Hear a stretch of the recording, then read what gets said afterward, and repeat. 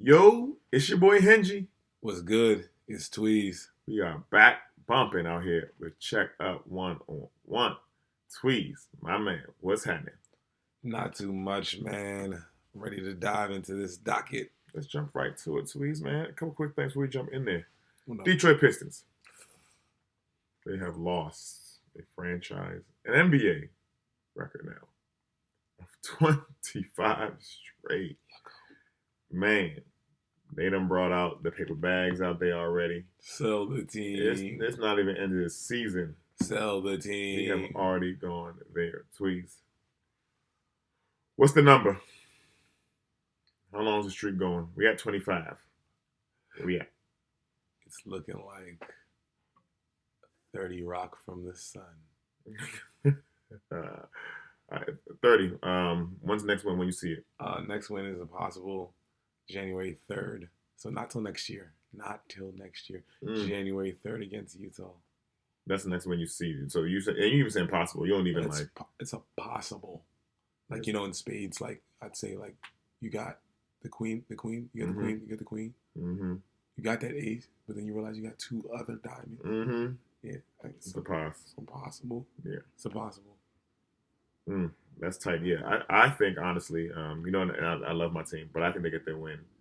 If they don't win by then, January 15th against the Wizards, I think that's the one they can go ahead and count for themselves. I think the Wizards have beat them already. But I think, Wizards, we one of them teams. They lost to Utah just recently. The last game they played, actually, but by 8. So hopefully Utah just gives them a break. Rolls out the draft lottery hunting team. And they still won January 3rd. Monty Williams, just keep making that bread, brother. They got you for a long time. It's year one of hell. Get comfy over there. But like I said, they're going to have to just pay you. So hang tight. They don't seem to know what they're doing out there in Detroit. But Monty, hang tight. They got players. I don't know what's going on. They got players. They should be able to put together something. I don't know. They got players. I don't think they have any, real true all-star talent. I think they just have a compilation of just good guys, solid guys, players that were good in college, good college careers, played on good teams, which, but they weren't necessarily, super duper exceptional compared to, the NBA litter. No standouts. Right, when they came out. I understand, Cade was, top pick, lottery pick. But you compare him to the number 2 picks overall, it's just okay. Cade's probably the bottom of the pool of the number 2 picks. He's the runt. Right. So there is that there. To keep it going to teams at the bottom of their conferences. San Antonio Spurs. Yucky, Bucky. Wemby, we love you. But we do not necessarily love your coach. People are overcoaching. You, Pop. Mm-hmm. You. We know about you. You want to be the star of the play. This goes all the way back to you subbing out Tim Duncan and allowing for the offensive rebound that let Ray Allen get you guys out of there. We remember. You're overcoaching. You're overdoing it. I don't want to see this Jeremy Sohan experiment anymore. I want it to end. Put the Jones brother in the game. He's averaging his 5 assists off the bench. Let him properly serve my man Wemby and allow Wemby to play. You don't have to do anything special to prove that you're the big man whisperer. We don't care. We don't care. We don't care, bro. Let it go. Let Wemby go. Let us see what's going on over there. He's 19. You're shackling him. You're somehow finding a way to prevent him from becoming a major star. It's kind of like what you did to Ginobili. Mm-hmm. It's what you did to Tony. Mm-hmm. All right. It's what you did to Tim. Well, Tim might have done it to himself a little bit, but it's what Tim allowed. Mm-hmm. All right, cut it out. You're not the star anymore. Let Wemby be. Let me tell you this here. Popovich. I hate to say it, but you're outdated. It's done. kind's over. I mean, granted, the NBA coach still, that look hasn't really changed too much. Still more like middle-aged, older white guy. But they're not that old. You know what I mean? It's time to hang it up. Like, they're not 70, pushing 80. They're younger. So Pop, it's done. Just like Bill Belichick in New England, it's done. New England has decided to part ways. Spurs, consider. Because it's just not working. Just move them up in the org or something. That's it. Send them upwards. Get them moving. Let's keep it moving, my boy. Let's jump right to it. The NBA in-season tournament. That was a thing. It was popping. NBA, y'all really, like we said earlier in the episodes, I believe 7 and 8, y'all roll that out properly. I mean, different courts, meaningful play, the Tuesday and Friday nights, where we just know the whole schedule, the whole slate is heavy. Let's talk about the after effects, or just the effects in general of the NBA in-season tournament. What you got, buddy? All right, I'd like to start with a personal issue, is that FanDuel is at least 10% drier now without the IST. I really want to go say like a quarter, about 25% drier, but we'll just stay with 10 because there was just a different intensity that we were getting from the players, at least temporarily. At least it felt that way. I mean, maybe that had a lot to do with the rollout, but it felt like we're getting this intensity. Well, everybody trying to get buckets. All right, that's kind of fanned down a little bit. But both those teams from the championship, it's like they ran out of energy. I don't know what it was. I don't know what it is. I don't know if they're unmotivated, but they're struggling. Lakers, last 4, we're down bad. We haven't been able to get a win. D'Lo's playing like he's trying to block a trade. Mm-hmm. I don't know what's going on. The Pacers struggling. They seem tired. Almost overworked. I don't think that one game is supposed to matter that much. I thought that would wear off maybe after that first week. Yeah. But both teams struggling. What you got? What you got, Hinge? I'm going to tell you like this. The in-season tournament was phase 1 of the season. And I love, again, how it was pushed.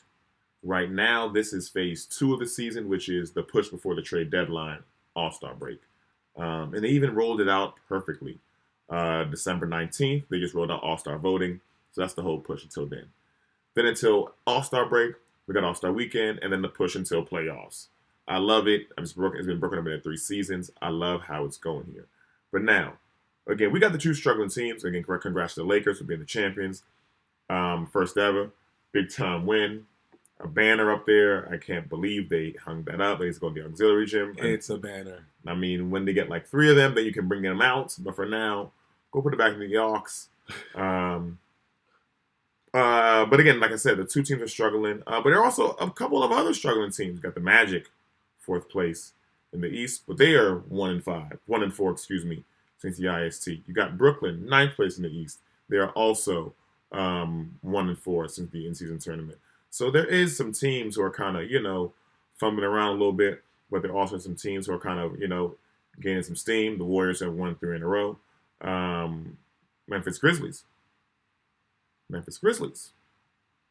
won 2 in a row. I'll say it again. Memphis Grizzlies. Welcome back, Ja. Welcome back, sir. The Ja Morant return. Ja Morant comes back December 19th against the New Orleans Pelicans. 34 points, 5 boards, 8 assists, and the game winner. You see it right there. The game winner. The game winner. Talk to me. Ja, welcome back. We talked about this. Not sure what episode it was, right? But too much Tillman. Mm-hmm. Too much Tillman. Now, look what happens. Ja comes back. We're not worried about that. We're not even thinking about that because the star power is up. Mm-hmm. All right? No longer. All right? No disrespect to Desmond Bain. You've been doing that as of late. No disrespect to Desmond Bain. right? But that is not what a star of a team is. All right? That's not what that is. All right? Now that pressure is off of him. He performed well. He did what he could do. We saw what that is if that's your offensive anchor. Now you have Ja Morant back to take the pressure off and allow him to do more of what he does. Right? Then Triple J. It must feel good to have some of that physical tenacity taken off your checklist of things that you have to provide for the game. Because Ja's going to bring that dog. Like that real dog. I'm a dog. I'm a dog. I'm him. He's him. He's him. So happy to have him back. What do you have about what the league has done now? Right? What have they done to Ja Morant? Just chill. What the league has done? They created a monster. What Ja did was like Gucci first day out. What Ja did was like Tupac California Love. They had him locked up. He came out and dropped a banger. A performance of a lifetime. One we won't forget. We won't forget that. After 25 games, you thinking he's slipping. He gonna need minute restriction. He can't breathe. Ja did what Ja does. Will Ja be all NBA? No, because he didn't play enough games. But I'll tell you what Ja is. He's a superstar, and the league can't stop it. If he plays, he's just that. The only thing they could do is just, Ja just fumble, just completely fumble, and they got to put him out the league. But as long as he's in this league, Ja Morant is a superstar. I believe this too, which is also going to make him sick. He'll be an all-star. Nike knew it first. Don't drop him. Nike knew it first, and what we're going to see is the kids they're going to follow behind him. Mm-hmm. They're going to see this. It's only added more fuel to this fire, if you ask me. Now he comes with this angry approach, right? But the anger. He's not one of those guys who suffers when he's angry. No, he seems to rise to the occasion. He just balls, and then he looks the same. Mm-hmm. Even the game winner, it's a spin to jumping on the drop of a dime straight upwards, right? It's just that kind of phenomenal body control that we used to see from a young Derrick Rose, right? The things that we couldn't see or imagine. And he's got that. You said it off camera, right? But he's got that won't lose in him. I won't lose. Refuse. I refuse to lose. Refuse. There's a refuse to lose category that not all these guys have, but he has it. And if I do lose, I'm gonna go down swinging. Right. You gonna see me. You gonna see me. Right. The leadership is ridiculous. They tried to paint the narrative last year that they don't need Ja. They found a way to win. They did find a way to win. There was the chemistry there, but that's the chemistry that Ja built. That's the confidence that Ja left to them when he leaves the team. And this season, they didn't have that because they weren't able to build that from the beginning of the season with Ja. But now Ja's back, sprinkling that Ja juice all over Memphis, letting them know and letting all them other folks know, I got the receipts. Y'all said what you said. Y'all said what you said last year. You said what you said this year. Now here I am, spinning off Herb Jones, moving in the air, finish, win. 8 wins. You speak on wins. 8 wins. What do you think the percentage of chance do the Grizzlies have to make the playoffs this year? I think it's about 25%. They got a tough road ahead in January. They got a tough road ahead. I think they got a road where they play Denver, Warriors, Minnesota, Lakers. Yeah. They got and this is all in the same 7-road swing. So I think it's tight. And only because it started off, kind of weak. But the thing is, at any point in the season, if they can get them like an 8-game winning streak, followed up by another 6-7 game winning streak, they got a chance. I'm gonna tell you that if they do that,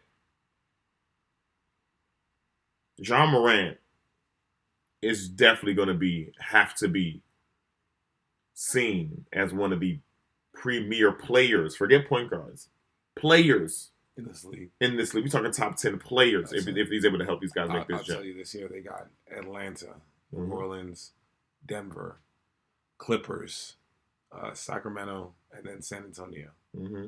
Then they see Toronto, and then Los Angeles on ESPN. So that's the next 10 games. That's tight. Tough schedule. Mm-hmm. Only one gimme, if you will. Mm-hmm.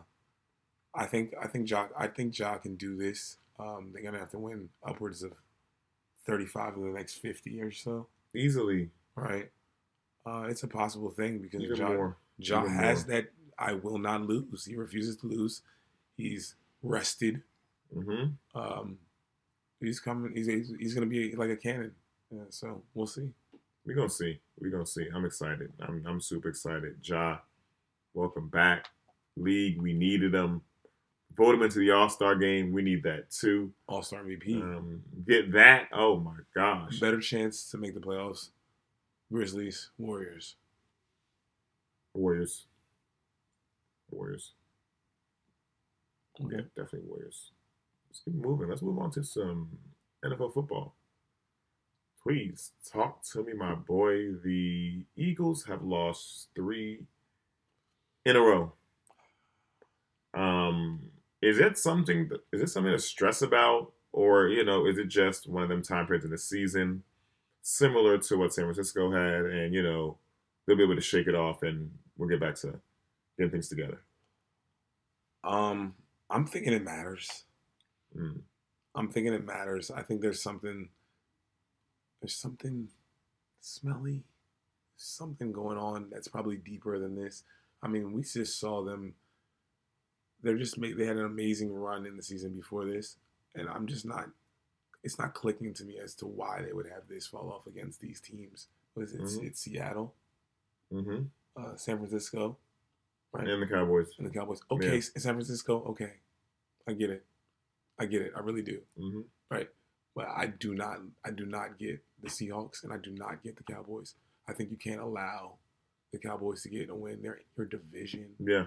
All right, it's just different. You can't allow that to happen, and I don't understand the malfunction. It's not clearly being shown. Maybe you can explain to me what happened. I get it. Just 3 in a row. But as I said earlier, and I wanted to make sure I said it, it happened to the Niners. And people, I guess, sort of panicked. But the Niners are back on track. So it's like, we can panic, but the season's not over. We got 3 more weeks until the end of the season. And with that being said, granted, the losses were tough. You lost to the best team in the league, best team in football, apparently, to the Niners. You lost to division rival, Dallas. They know you. Bad loss now. You did lose to the Seahawks with a backup quarterback, Drew Lock. Bad loss. Football happens. And against Drew Lock, again, until the final drive, the Eagles played phenomenal defense. Great defense. And mind you, didn't have their number 1 corner, Darius Slay. Fell apart at the end. Darius Slay's out. He had a knee scope, got surgery, so he'll be out to the end of the season. So again, they're going to have to get that together. But I believe, again, because they are a strong team, because they have a good ground game, which they have not been doing particularly well. But again, that's that happens in football. You got times where you're not yourself. They will be able to kick it back up. So I don't think that everyone needs to be stressing. I still believe this is the second best team in the NFC, right there behind San Francisco. They just got to shore up things on the offensive line and run this football. And they do need to get Darius Slay back because Bradbury cannot hold up playing DB and corner by himself back there. He is a blanket. He will just run by him. And not a blanket in a good way. He ain't covering nobody. You can just run through him. All right? He ain't nothing. All right? Airport blanket. The airport blanket, my boy. He's like one of them blankets that them bulls run through. Yeah. They just room right on, you know what I'm saying? Right on through that thing. It ain't nothing. Yeah, man. So, that's what I got there. But like I said, I don't think it's really anything to go crazy about. I think the Eagles are, you know what I'm saying? They cool. They'll be just fine. Hurts is not playing his greatest football, but he's playing good enough to win. And again, if they just play some defense, it's straight. Do you think the Eagles just help Dak have a better chance to win the MVP? I think the Eagles definitely help Dak improve his odds. Do I think Dak wins the MVP? No. Um, I think it's a Brock Purdy, Lamar Jackson race right now. And we're about to see that. Monday Night Football, we gonna see Lamar step up, please. We ain't really heard your name up until last week, but Lamar step up. Brock, he's been consistent all year long. But I believe this game is really going to tell us who's the best team in football. This game is also going to tell us who's going to be the front runner for the MVP for the last 2 weeks. You got anything, my boy, you want to drop? Hey, Pop, leave that kid alone, man. Give him some space, bro. And let him have a regular point guard. Sohan, no, it's not a personal thing, bro. Just go ahead and play the 3. You normal? Just go ahead and get out the way, bro. That's the last thing I got to say. I told y'all. Klay Thompson heard y'all. Gosh. I told y'all. Y'all seen 30, 24, 24. Y'all seen them. Klay, keep lighting them up. Keep doing what you do. Warriors, 1 win. We back on this thing. Back in the playing picture. Keep doing it. I'll give you one thing, though. We never knew. This addition by subtraction thing is a big thing, bro. And we never knew that Draymond was going to remove himself. My goodness. All right, it's opening up everything, though. It's opening up everything. That we didn't talk about. We never talked about that one. We didn't see that one coming. We never knew. So we didn't see that one coming. I'll ease up on Klay because look, hey, bro, it's different when it's different when that guy's out of there, right? I see it. Hey man, that's it for us, man. We out here on Check Out 101. We holler at y'all next time, man. We out.